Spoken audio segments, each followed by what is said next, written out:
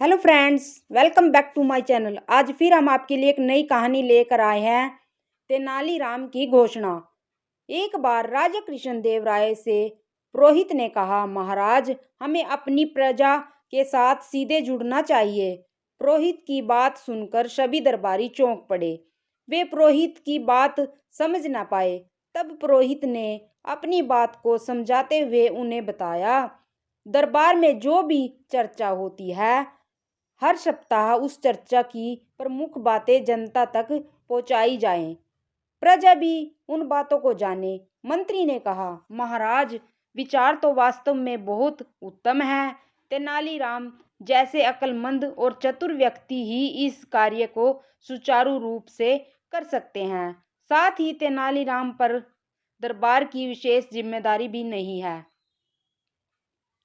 राजा ने मंत्री की बात मान ली और तेनालीराम को यह काम सौंप दिया। तय किया गया, तेनालीराम जनहित और प्रजाहित की सारी बातें जो राज दरबार में होंगी लिखित रूप से दरोगा को देंगे। दरोगा नगर के चौराहों पर मुनादी कराकर जनता और प्रजा को उन बातों की सूचनाएं देगा। तेनालीराम सारी बात समझ गया। वह यह भी समझ गया कि मंत्री ने उसे जबरदस्ती फंसाया है। तेनालीराम ने भी अपने मन में एक योजना बनाई। सप्ताह के अंत में उसने मुनादी कराने के लिए दरोगा को एक पर्चा थमा दिया।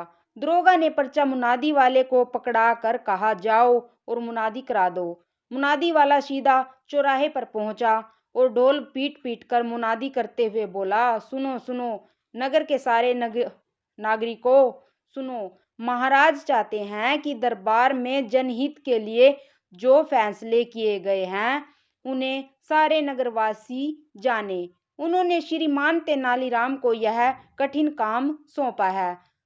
हम उन्हीं की आज्ञा से आपको यह समाचार सुना रहे हैं। ध्यान देकर सुनो।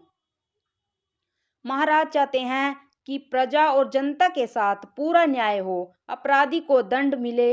इस मंगलवार को राज दरबार में इसी बात को लेकर काफी गंभीर चर्चा हुई। महाराज चाहते थे कि पुरानी न्याय व्यवस्था की अच्छी और साफ सुथरी बातें भी इस न्याय प्रणाली में शामिल हो जाएं। इस विषय में उन्होंने पुरोहित जी से पौराणिक न्याय व्यवस्था के बारे में जानना चाहा, किंतु पुरोहित जी इस बारे में कुछ न बता सके क्योंकि वह दरबार में बैठे ऊग रहे थे। उन्हें इस दशा में देखकर राजा कृष्णदेव राय को गुस्सा आ गया। उन्होंने भरे दरबार में पुरोहित जी को फटकारा। गुरुवार को सीमाओं की सुरक्षा पर राज दरबार में चर्चा हुई, किंतु सेनापति उपस्थित न थे। इस कारण सीमाओं की सुरक्षा की चर्चा आगे न हो सकी।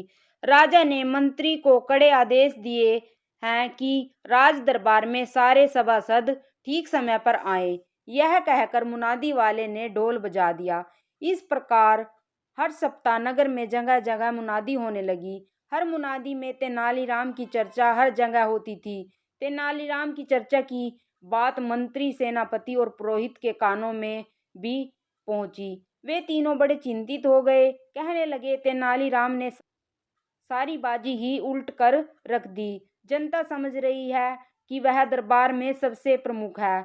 वह जानबूझकर हमें बदनाम कर रहा है। दूसरे ही दिन जब राजा दरबार में थे तो मंत्री ने कहा, महाराज, हमारा संविधान कहता है कि राजकाज की समस्त बातें गोपनीय होती हैं। उन बातों को जनता या प्रजा को बताना ठीक नहीं।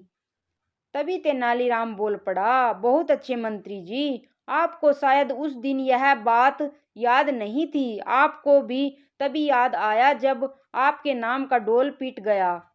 यह सुनकर सारे दरबारी हंस पड़े। बेचारे मंत्री जी की शक्ल देखने लायक थी। राजा कृष्णदेव राय भी सारी बात समझ गए। वह मन ही मन तेनालीराम की सराहना कर रहे थे। Thanks for watching.